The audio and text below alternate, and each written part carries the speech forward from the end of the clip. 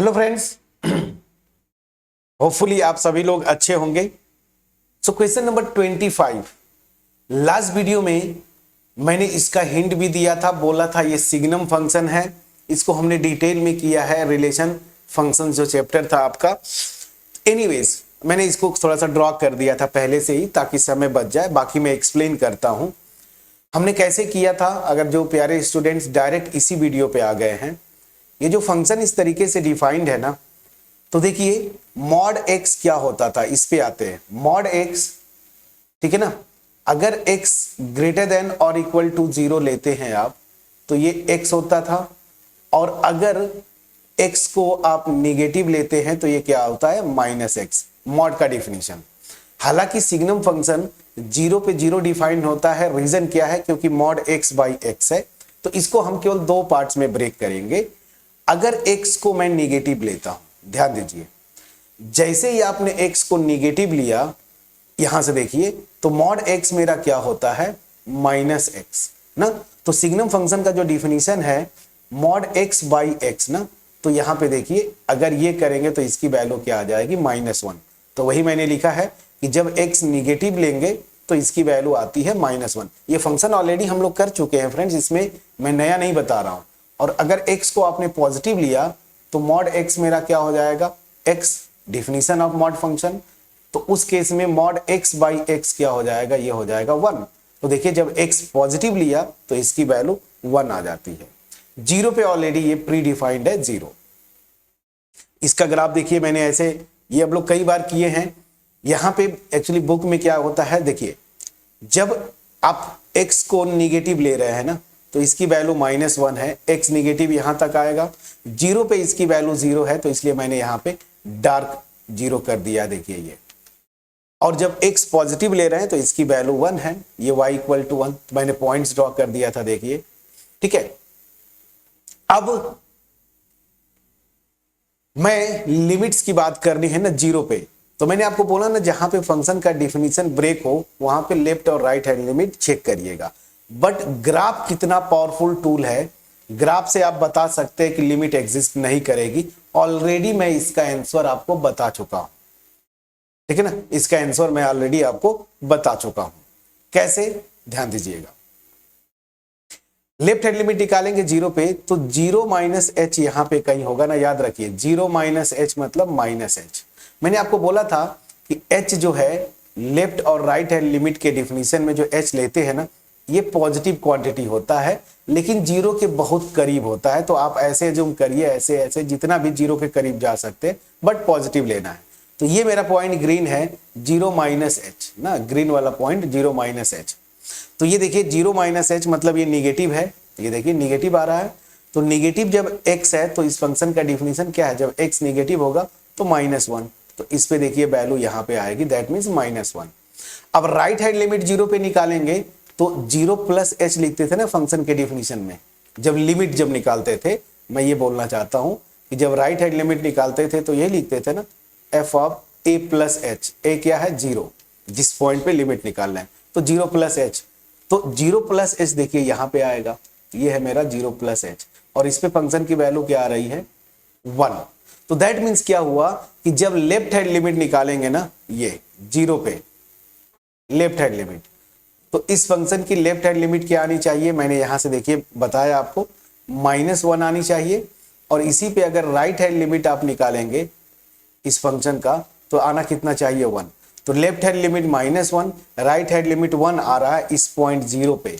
That means दोनों limits आपस में इक्वल नहीं है, तो फंक्शन की लिमिट एग्जिस्ट नहीं करेगी। ये आपका आंसर होना चाहिए था, बट मैंने ग्राफ से बता दिया। ग्राफ का इंपॉर्टेंस आपको कैलकुलस में मैं विजुअलाइज करवा रहा हूं। बट आप बोलेंगे कि सर हमें तो थ्योरेटिकल करना है, थ्योरेटिकल बता दीजिए। तो चलिए लेफ्ट हैंड लिमिट निकालते इस 0 पे, इस फंक्शन का बाय डिफिनीशन क्या होगा, limit h tends to 0 f of 0 minus h ना, ये तो यहां से क्या हो जाएगा, limit h tends to 0 f of -h। -h हो गया, निगेटिव है ना, अभी जस्ट बताया मैंने कि -h मतलब ये निगेटिव क्वांटिटी। निगेटिव क्वांटिटी है तो मैंने आपको बोला था कि पहले इसको पॉलिनोमियल बनाइए, मतलब फंक्शन के डिफिनीशन का हेल्प लीजिए। तो जब भी इंडिपेंडेंट वेरिएबल निगेटिव होगा तो फंक्शन की वैल्यू क्या आ रही है, -1। तो यहां से क्या हो जाएगा, limit h tends to 0 -1, function का डिफिनीशन यूज करेंगे, ठीक है ना। अगर यहाँ पे x के टर्म में एक्सप्रेशन होता तो x के प्लेस पे ये -h रखते और लिमिट h टेंस टू 0 लगाते, बट ये कांस्टेंट फंक्शन है तो डायरेक्ट इसकी वैल्यू कितनी आ गई, -1। तो लेफ्ट हैंड लिमिट देखिए मेरी -1 आई, मैंने ग्राफ से भी बताया था कि लेफ्ट हैंड लिमिट -1 आएगी। अब जरा राइट हैंड लिमिट कैलकुलेट कर लीजिए। So limit x tends to 0 plus fx ना, ये क्या हो जाएगा, तो चलिए by definition limit h tends to 0 f of 0 plus h ना, और यहां पे limit h tends to 0 f of h। अब देखिए यहाँ पे h पॉजिटिव क्वांटिटी है और पॉजिटिव है तो फंक्शन का डिफिनीशन क्या है, जब इंडिपेंडेंट वेरिएबल पॉजिटिव होगा 1, तो आप डायरेक्ट लिखेंगे limit h tends to 0 1 and this will be 1, ठीक है। तो लेफ्ट हैंड और राइट हैंड लिमिट जो है मेरा कैलकुलेट किया, एक आया -1, अगला आया +1, तो यहां पे आप लिखेंगे since limit x tends to 0 minus fx, ये मेरी वैल्यू आई है -1, प्लीज चेक करिएगा, this is not equal to right hand limit at the point 0 of the function, ठीक है ना, और ये लिमिट तो मेरी 1 आई थी ना, तो दोनों लिमिट्स इक्वल नहीं है, इसका मतलब क्या हुआ, लिमिट x टेंस टू 0 जो मेरा फंक्शन है सिग्नम फंक्शन, ये लिमिट एग्जिस्ट नहीं करती, डज नॉट एग्जिस्ट ना, ये आपका आंसर हो गया। अब देखिए 25 का हमने आंसर कर दिया। 25 क्या है, सिग्नम फंक्शन, 0 पे लिमिट एग्जिस्ट नहीं करती। सेम ये भी फंक्शन वही है, सिग्नम फंक्शन को दो तरीके से डिफाइन करते हैं, सेम आएगा -1 0 और 1, जब x निगेटिव हो और यहाँ पे x 0 पे 0 डिफाइन है, और जब x पॉजिटिव होगा ना तो इसकी वैल्यू क्या आएगी, 1 आएगी। सेम फंक्शन है ना, देखिए ये जो मैंने डिफाइन किया ये सेम फंक्शन है, x निगेटिव -1, 0 पे 1, positive pay 1, sorry x negative पे -1, 0 पे 0 है, प्री डिफाइंड है, और जब पॉजिटिव लेंगे तो 1 होगा, ठीक है। तो ये फंक्शन है, सिर्फ सब कुछ ग्राफ वगैरह सब यही होगा, पूरा प्रोसेस यही आएगा। तो 25 एंड 26 मैंने कंप्लीट किया। 27 होमवर्क होगा, इसकी लिमिट देख के लग रहा है 0 आनी चाहिए, लिमिट एग्जिस्ट करेगी, इजी क्वेश्चन है तो इस पे मैं नहीं जाऊंगा, ठीक है। मेरा मतलब कंसर्न क्या है, क्वेश्चन नंबर 28 में पहले से ही मार्क करके रखा हूं कि 28 जो है बहुत इंपॉर्टेंट है। क्या है, ये फंक्शन इस तरीके से डिफाइंड है, देखिए 1 पे डेफिनेशन ब्रेक हो रहा है, और ये बोल क्या रहा है कि अगर ये लिमिट एग्जिस्ट करे और उस पॉइंट पे फंक्शन की वैल्यू के इक्वल है। जानते हैं ये जो कंडीशन होती है ना, फंक्शन की कॉन्टिन्यूटी का डेफिनेशन है, किसी भी पॉइंट पे लिमिट एग्जिस्ट करे और उस पॉइंट पे फंक्शन की वैल्यू के इक्वल हो, इसको हम बोलते हैं डेफिनेशन ऑफ कॉन्टिन्यूटी।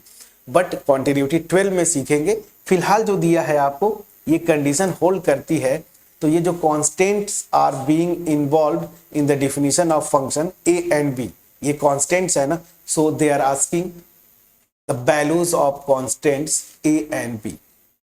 दिमाग लगाइएगा, जरूर हो जाएगा। तो क्वेश्चन 27 एंड 28 ये होमवर्क होंगे। अब मैं 25 और 26 इस वीडियो में मैंने सॉल्व किया, अपना बेस्ट एफर्ट दिया, पहुंच पाया होगा आपके पास। वीडियो को लाइक जरूर करिएगा, फ्रेंड्स के साथ शेयर करिएगा, कमेंट सेक्शन में कमेंट के थ्रू अप्रिशिएट करना मत भूलिए। चैनल पर नए हैं सब्सक्राइब जरूर करिएगा। तो मिलते हैं नेक्स्ट वीडियो में, तब तक अपना ख्याल रखें, पढ़ाई करते रहें friends. Thank you so much for watching my videos.